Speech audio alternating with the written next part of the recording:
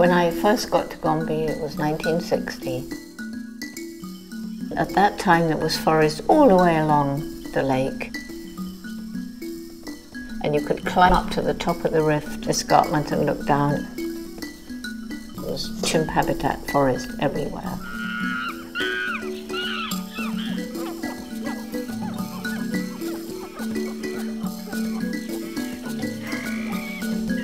I had notebooks and pencils or pens, and I had one pair of second-hand binoculars, and I think they hurt my eyes actually, because I was always trying to see just a little bit more than I actually could. Fortunately, just before the money ran out, I saw one of the chimpanzees, the first to begin to lose his fear of me, and he was actually picking leafy twigs and stripping the leaves to fish for termites, which was making a tool. So that was the breakthrough.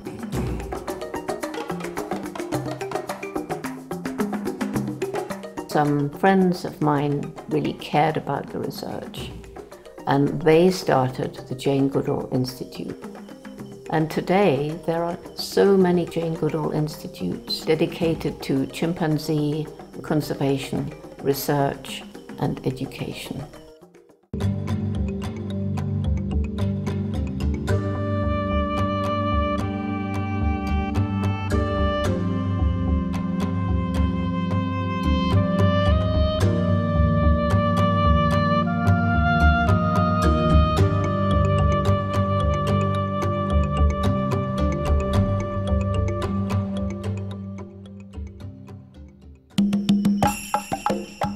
We are working in Gombe since the 1960s, and we have been watching what's happening to the forests since then.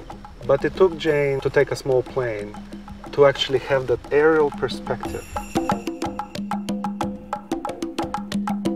I saw Gombe from space through the high-resolution maps from Google Earth, and I was looking at them with Lillian Pintea, and it was a shock because it showed so clearly what I had seen, which shocked me back in the early 90s, that around Gombe, the first pictures, it was literally bare hills.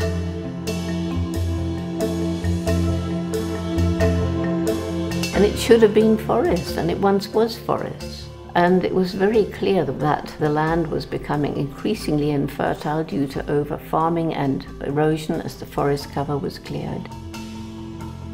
And that's when it came to me, you know, how can we even try to save these chimpanzees if people are having such a tough life?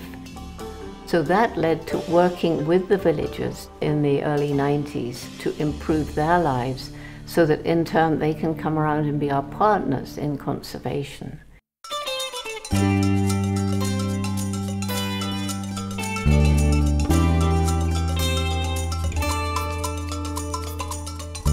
Our strategies is that communities are absolutely essential for the survival of chimpanzees.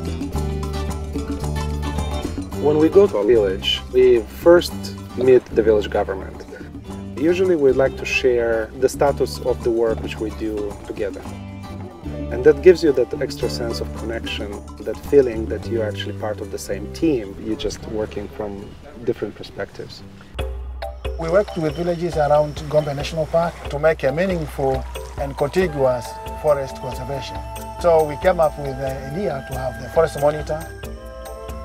Kijijini nafanya shughuli za kuratibu msitu, ni kuangalia uharibifu wa msitu unaofanywa na baadhi ya watu waliomo ndani ya kijiji, kusimamia ili wasiendelee kufanya uharibifu ule.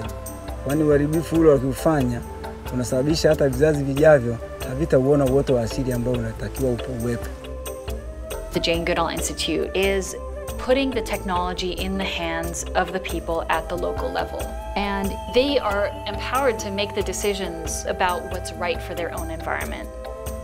The forest monitor is equipped with an Android smartphone or tablet. By being able to use simple tools such as Open Data Kit, we're trying to empower local communities in doing the work which in the past only specialists could do. Vifaa hivi vinasaidia, na niseme kwamba vinasaidia sana kwa sababu wakati wa kwanza nilikuwa nikifanya doria nikitumia kuandika kwenye karatasi. kila ninachokiingiza humu kinakuwa kina uhakika kwa sababu kinaonyesha mahala nilipokuwa.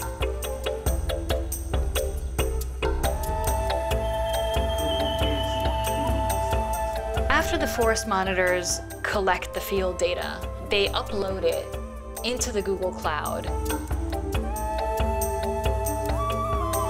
It was not just useful for that village, it's actually contributing towards a global effort of monitoring forests and natural resources around the world. The Jane Goodall Institute is not only using Open Data Kit to collect all of their field data, but they're also using Google's entire suite of mapping technologies.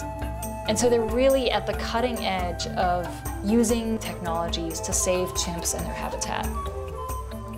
We're using geospatial technology to bring on the same map science knowledge and indigenous knowledge to understand how we're achieving our mission.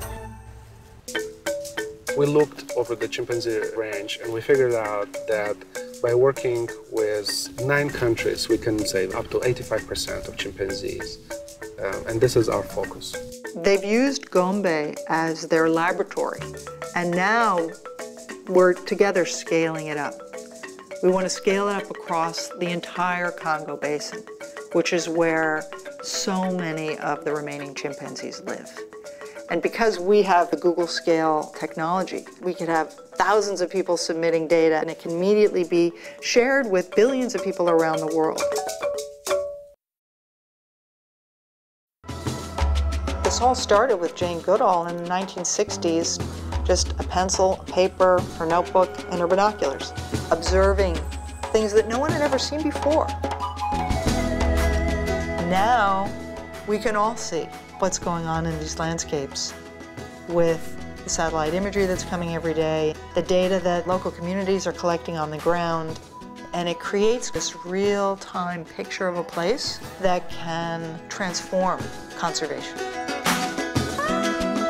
All the Jane Goodall Institutes working together are really trying to do whatever they can to conserve forests. And if you conserve a forested area in order to protect chimpanzees, of course you protect everything else. Every single individual makes a difference every single day, and we have a choice as to what sort of difference we're going to make.